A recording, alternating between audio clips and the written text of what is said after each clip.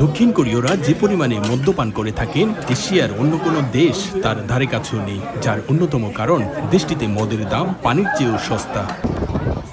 দেশটিতে পালিত হয়েছে ৩৯তম বিশ্ব মাদক বিরোধী দিবস। ২৬শে জুন বিশ্ব মাদক বিরোধী দিবস উপলক্ষে কিউংহিয়াং সিনমুনে পাবলিক উইন্ডোজ এবং পোলিং এজেন্সি সাউদার্ন মাদক সম্পর্কে ১,০০০-এরও বেশি জনসাধারণের মধ্যে জরিপ চালানো হয়। জরিপে অংশগ্রহণকারীদের ৮৮.২% মানুষ মদ্যপানে অভ্যস্ত। বেশিরভাগ কোরীয় মদ্যপানকে অপরাধ হিসেবে নয়, বরং এটি একটি নেশা বা রোগ হিসেবে দেখেন, যার সঠিক চিকিৎসার জন্য সরকারের সহযোগিতা প্রত্যাশা করেন। আমরা সচরাচর দেখি কোরিয়াতে মদটা অ্যাভেলেবেল মানুষে গ্রহণ করছে, যেটা মানে পানির থেকেও সস্তা। আমরা নিজেরাই চাইলে সেটা পরিত্রাণ করতে পারি, কিন্তু কোরিয়া সরকার যদি একটু উদ্যোগ নিত এই বিষয়টাতে। দাম বাড়ানো, বিক্রয় নিয়ন্ত্রণ, বিজ্ঞাপন সীমিত করা সহ সচেতনতা বৃদ্ধির মাধ্যমে নতুন প্রজন্ম মদ্যপান থেকে বিরত থাকতে পারে বলে মনে করেন দেশটির স্বাস্থ্য বিশেষজ্ঞরা।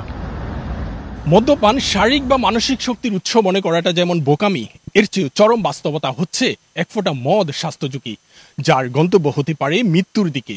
পরিবার কিংবা বন্ধুদের নিয়ে মদের আসরে বসাটা কোরীয়দের পুরনো ঐতিহ্য হলেও স্বাস্থ্য সচেতনতার কথা ভাবছে নতুন প্রজন্মের নাগরিকরা।